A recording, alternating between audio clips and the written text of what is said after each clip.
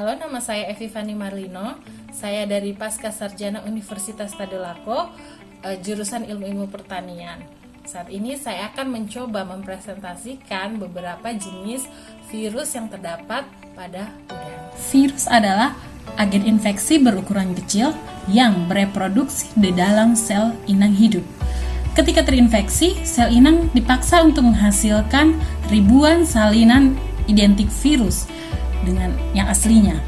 Virus tidak memiliki sel. Pembentukan virus-virus baru berlangsung di dalam sel inang yang terinfeksi.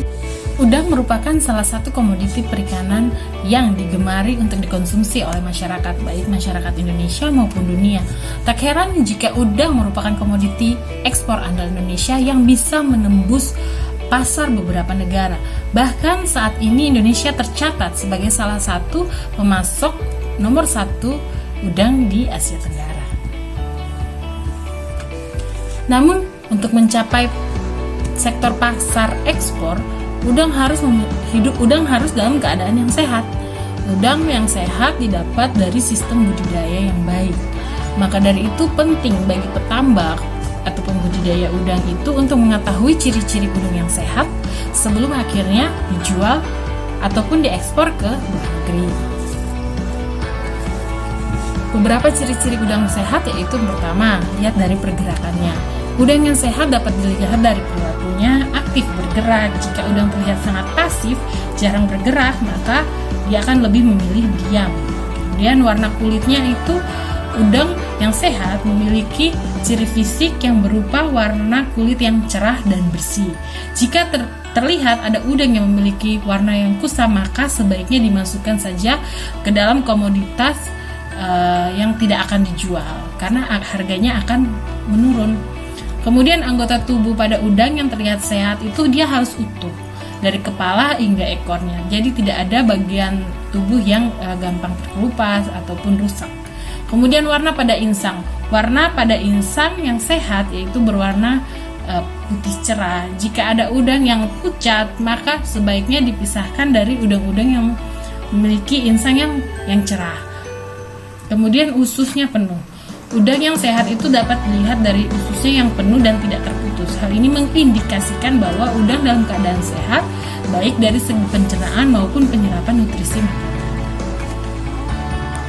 Karena budidaya udang merupakan usaha yang menjanjikan dengan keuntungan yang besar, tapi dalam prosesnya tentu kita akan menjumpai beberapa kendala. Salah satunya yang paling sering kita temui adalah proses budidaya udang yang disebabkan oleh penyakit. Penyakit pada udang umumnya disebabkan oleh ada beberapa sumber parasit, bakteri, dan juga virus. Tetapi yang paling sering kita jumpai adalah bakteri ataupun virus. Namun pada saat ulasan kali ini saya akan mengenalkan beberapa jenis virus yang sering menyerang pada udang sehingga menyebabkan udang tersebut mati jika tidak ditangani dengan baik. Pertama, white spot syndrome virus. Virus ini adalah virus yang menyebabkan white spot disease atau bercak putih pada udang. Gejala yang muncul setelah udang terinfeksi ini adalah munculnya bintik putih pada kulit udang dengan ukuran yang bervariasi mulai dari diameter 0,5 mm sampai 2 mm. Perubahan warna itu juga terjadi pada tubuh udang dari merah menjadi kemerahan disertai dengan menurunnya nafsu makan. Beberapa hari setelah udang terinfeksi biasanya akan terlihat cenderung berenang pada permukaan air, tepatnya di pinggir kolam. Kemudian ada IMNV atau Infectious Myonecrosis Virus. Virus ini lebih dikenal dengan virus Mayo.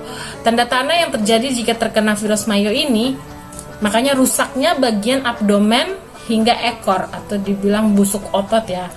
Tubuh udang itu mengalami perubahan warna menjadi kemerahan dan virus ini dapat menyerang pada setiap pertumbuhan dan perkembangan tahapan pada udang. Kemudian ada TSV, Taura Syndrome Virus. Serangan virus ini dapat terjadi antara hari ke-14 pasca penebaran. Infeksi yang sudah terlalu parah dapat membuat warna tubuh udang memucat serta bercak hitam, dan ekor itu akan terlihat menjadi lebih merah dibandingkan dengan bagian tubuh lainnya.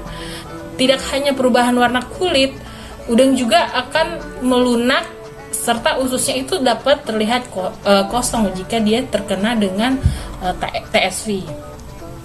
Kemudian ada IHHNV, Infectious Hepatopancreatic and Hematopoietic. Jadi virus ini menyebabkan kekerdilan pada udang. Dengan kata lain, virus ini membuat pertumbuhan udang itu menjadi melambat jika dilihat secara kasat mata. Udang yang terserang virus ini akan mengalami pembengkokan tubuh, dan inilah yang membuat dia sulit tumbuh dan berkembang hingga menjadi kerdil. Kemudian yang terakhir ada YHV atau Yellow Head Virus. Virus ini menyebabkan penyakit Yellow Head Disease atau dikenal dengan penyakit kepala kuning.